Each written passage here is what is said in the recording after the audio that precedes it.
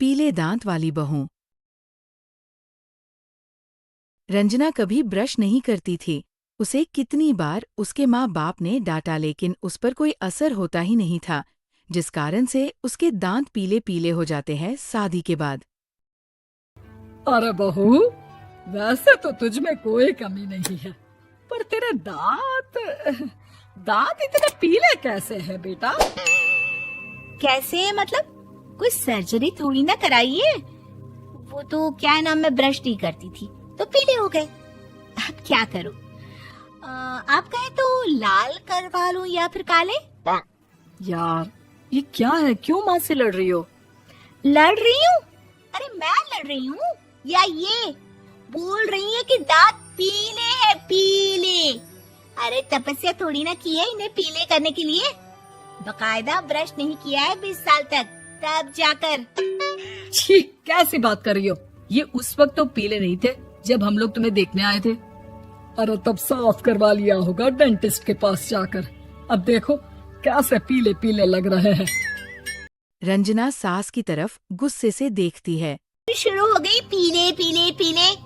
अरे पीले तो तब भी थे जब मेरे हाथ का रसगुल्ला उड़ा उड़ा कर खा रही थी और बोल रही थी, लड़की नहीं गुणों का खजाना दे रहे भाई साहब आप। खैर, अब वो लोग करते भी तो क्या करते, पीले दांत वाली बहू पल्ले पड़ी थी तो झेलना तो था ही। एक दिन कीर्तन में रंजना गाना गा रही थी। अरे कमला बहन, माँ का द्वार है, यहाँ तो सब शुद्ध होकर आते हैं, फिर अपनी बहू को ब्रश भी नहीं करवाती तुम।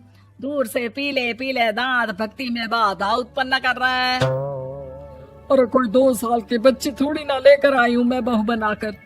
अच्छी खासी लड़की है, अरे कैसे करवाऊं ब्रश? ये तो उसे खुद करना चाहिए ना। अब माँ बाप तो इसके जैसे तैसे निपटा दिए, ये नहीं सोचा कि सास कैसे संभालेगी। सास बहू को लेकर घर आ जाती है, लेकिन सोच लेती है कि अब इसे लेकर कहीं नहीं जाएगी। अगले रोज बहू कहती है, अरे क्या हो गया, मंदिर नहीं जाना क्या? कीर्तन का वक्त हो रहा है। मेरी मधुर वाणी से कान्हा जी जागते हैं और सोते हैं। आप तो जानती है ना उनकी भक्ति में कितना मन लगता है मेरा। वो क्या है ना, तबीयत ठीक नहीं लग रही है मेरी, आराम करूंगी मैं। तबीयत ठीक नहीं लग रही? अभी तो मिथुन के गाने पर नाच रही थी आप, और अब बोल रही है कि तबीयत ठीक नहीं लग रही। अरे भक्ति में मन लगा लो सासू माँ, ऊपर जाना है, क्या मुंह दिखाओगी आप? हाँ? सास को बहू की बात पर गुस्सा आ जाता है। मैं क्या मुंह दिखाऊंगी, इसकी चिंता तो ना कर, समझी? अपने मुंह की चिंता कर, जो ये पीले पीले दांत लेकर हर जगह पहुंच जाती है। पता है लोग कितना मजाक बनाते हैं। ना जी ना, मैं नहीं जाना कहीं तेरे साथ। तो ये बात है। कोई ना, मत जाओ, मैं अपने कमरे में ही बैठकर भक्ति कर लूंगी। ऊपर वाला दांत थोड़ी ना देखता है, मन देखता है, भावना देखता है। और अरे बस बस, तू सब कुछ दिखा, बस ये सफेद चमकदार दांत ना दिखाना किसी को, है? जा यहाँ से। बहू को सास की बात का कोई फर्क नहीं पड़ता, वो तो जैसी थी वैसी ही रह जाती है। सुबह नहाकर किचन में खाना बनाना, फिर खाना खाना, कीर्तन भजन करना और सो जाना। एक दिन, माँ जी मैं सहेली के घर जा रही हूँ, शाम को लेट आऊंगी। हाँ हाँ, तो जाना, मैंने कौन सा तेरी आरती करनी है घर पर बैठकर। रंजना सहेली के घर जाती है, जहाँ वो पार्टी में जाने की तैयारी कर रही होती है। अरे शिखा, कहाँ जाने की तैयारी कर रही है? मैं गलत वक्त पर आ गई क्या? अरे नहीं यार, उल्टा सही वक्त पर आ गया। मैंने ये साड़ी और ज्वेलरी निकाली है यार, शाम को इनके ऑफिस की एक पार्टी में जाना है। बताना कैसा लग रहा है ये सब? नहीं यार, इस ड्रेस के साथ तो वो वाली ज्वेलरी अच्छी लगेगी। हाँ हाँ सही बोल रही है, मैंने ध्यान ही नहीं दिया। वैसे तो हमेशा से मस्त फैशन सेंस रखती है। तो बड़ा जाती होगी ना पति के साथ पार्टी में। रंजना कुछ नहीं बोलती, बस सोचती है कि यार काश ये बात सही हो जाती। पर मैं क्यों नहीं जाती पार्टी में? क्या इन लोगों की कोई पार्टी होती नहीं होगी?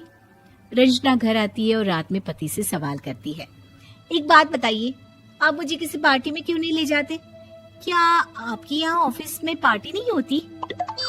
पति बेचारा क्या कहता कि दांत पीले हैं तुम्हारे इसलिए।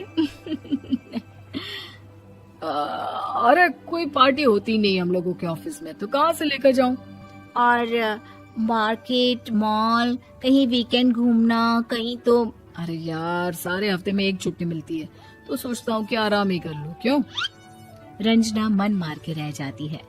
पहले कभी सास के साथ मंदिर जाया करती थी, लेकिन वो भी सास ने ले जाना बंद कर दिया।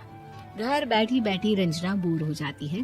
तभी उसे आइडिया आता है और वो मायके जाने का सोचती है। सासू माँ, 2 दिनों के लिए मम्मी के घर जा रही हूँ। अच्छा ठीक है, आराम से जा। और हाँ, माँ से कुछ अच्छी आदत सीख कर आना कि कैसे शरीर के हर भाग की तरह दांतों की सफाई भी जरूरी होती है, समझी? शुरू हो गई ना आप? वो लोग आपकी तरह नहीं है कि छोटी छोटी बात का बतंगड़ बना दे। उन लोगों के लिए मैं मायने रखती हूँ, ना कि मेरे पीले पीले दांत। रंजना माँ को बिना बताए उन लोगों को सरप्राइज देती है, लेकिन जैसे ही वो दरवाजे पर पहुंचती है, अंदर देखती है कि घर वाले कहीं जा रहे होते हैं। अब माँ, काश रंजना दीदी के दांतों वाली प्रॉब्लम नहीं होती, तो वो भी हम लोगों के साथ चलती ना बुआ जी की बेटी की शादी में। हाँ बेटा, लेकिन अब उसे कौन समझाए कि उसको उसके पीले दांत नहीं दिखते, लेकिन उसके आसपास के लोगों को कितना एम्बैरेसिंग फील कराते हैं। मुझे तो कितनी बार उसके स्कूल की टीचर ने शिकायत की कि उसके साथ कोई लड़की बैठना भी नहीं चाहती, और ना ही कॉलेज में कोई उससे बात करना चाहता था। लेकिन पता नहीं क्यों उसे ये बात समझ में ही नहीं आती। कोई कमी नहीं है उस लड़की में, बस यही कि दांत पीले हैं। वो तो भला हो जीजा जी और उनकी माँ का, जो दीदी को जैसी है वैसे ही रखा हुआ है। रंजना को अपने घर वालों की बात सुनकर बहुत दुख होता है। वो सोचती है कि वो क्या करे, लेकिन फिर वो सीधा डेंटिस्ट के पास जाती है, अपने दांत चमकाती है और कसम खाती है कि वो रोज ब्रश करेगी। अरे क्या हो गया? तुम तो 2 दिनों के लिए गई थी ना, पर कोई ना, अच्छा है, चलो आ गई तो। रंजना सास के सामने आकर खड़ी हो जाती है और पूरी स्माइल करती है, उसके चमकदार दांतों को दिखाती हुई। हैं? चले मंदिर? माँ, मुझे माफ कर दीजिए, मैंने आप लोगों को बहुत एम्बैरेसिंग फील करवाया। मैं आज से रोज ब्रश करूंगी।